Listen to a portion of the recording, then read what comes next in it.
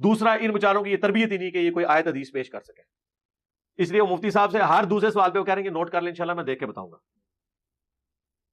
مجھے بتائیں ان سے اگر آپ آگے پوچھیں کہ ہاں جی بتائیں مفتی صاحب یہ حدیث جو آپ نے ابو داؤد سے پیش کیا ہے اس میں تو شریک القاضی کی تدلیس ہے، تو اس کی سما کی تصریح کس کتاب میں ہے؟ ہاں، ہم تو دنیا کا کوئی بھی ایشو جو برننگ ایشو کے طور پر ہو اس کی حدیث اگر آپ ہم سے پوچھتے ہیں ہمیں پتا ہوتا ہے کہ اس کی صحیح سند کہاں پہ ہے، اس کی ضعیف سند کہاں پہ ہے، اس کی سما کی تصریح کہاں پہ ہے، کیونکہ یہ فیلڈ ہے نا یار، اس میں ٹائم لگایا ہے اس فیلڈ میں. یہ تھا مرزے کا اپنے متعلق اتنا بڑا دعویٰ اور علماء پر طنز کہ ان کو تو پتہ ہی نہیں ہوتا کہ سما کی صراحت کہاں ہے، ان کو سند کا پتہ نہیں ہوتا، اور مجھے پتہ ہوتا ہے صحیح سند کہاں ہے، ضعیف سند کہاں ہے، سما کی تصریح کہاں ہے. تو اپنے متعلق اتنے بڑے بڑے دعوے کرنے والا شخص اس نے کئی ویڈیوز میں، ایک ویڈیو میں نہیں کئی ویڈیوز میں ایک روایت کی سند کو صحیح کہہ کر پیش کیا، صحیح سند کہہ کر پیش کیا، حالانکہ اس کی سند میں ایک راوی کذاب ہے، ضعیف نہیں کذاب. سورہ التوبہ کا آغاز بغیر بسم اللہ کے ہوتا ہے.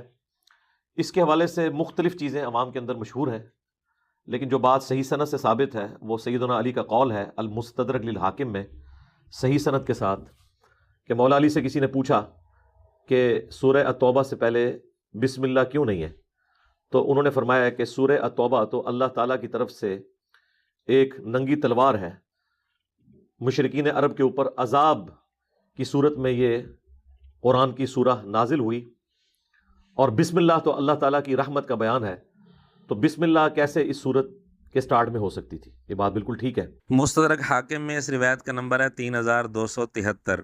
اس کی سند میں آپ دیکھ رہے ہیں محمد بن زکریہ بن دینار راوی ہے، اور یہ راوی جھوٹا ہے، کذاب ہے، حدیثیں گھڑنے والا ہے. اور یہ بات مرزا کے ہی محدث اعظم علامہ البانی نے لکھی ہے، اور ایک دفعہ نہیں بلکہ درجنوں دفعہ لکھی ہے.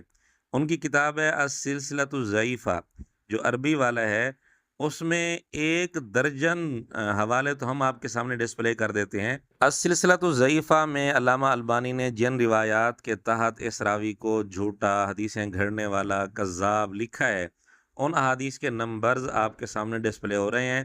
356، 646، 673، 768، 802، 1291، 1378، 1922، 3227، 4324، 4436، 4640.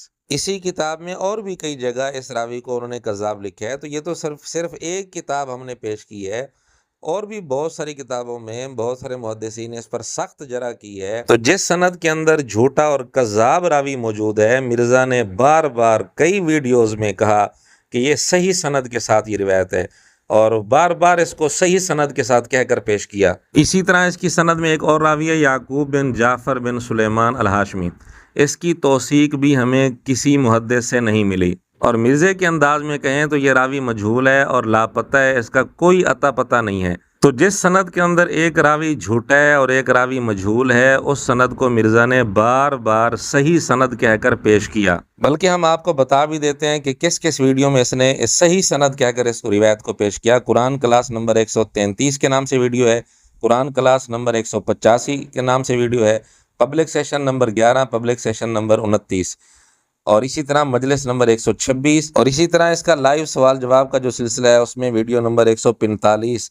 ان میں مرزا نے اس روایت کو صحیح سند کہہ کر پیش کیا، حالانکہ اس روایت میں ایک راوی جھوٹا ہے اور ایک راوی مجہول ہے. اور دعویٰ یہ ہے کہ جی علماء کو تو پتہ ہی نہیں صحیح سند کہاں ہے، ضعیف سند کہاں ہے، اور مجھے سب پتہ ہوتا ہے صحیح سند کہاں ہے، ضعیف سند کہاں ہے. اور دعویٰ یہ ہے کہ میں امام مسلم کا جانشین ہوں.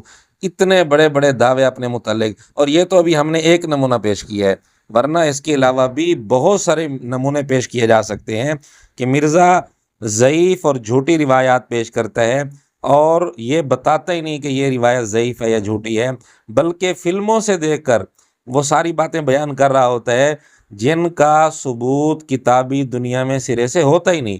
بغیر سند کے ساتھ تو چھوڑیں، بغیر سند کے بھی ان کا کوئی ثبوت نہیں ہوتا، ایسی باتیں بھی بیان کر رہا ہوتا ہے۔ تو بہرحال گزارش یہ ہے کہ علماء پر کیچڑ اچھالنے سے پہلے اور اپنے متعلق اتنے بڑے بڑے دعوے کرنے سے پہلے مرزے کو چاہیے کہ کچھ وقت نکال کر ذرا اپنے گریبان میں بھی جھانک لیا کرے۔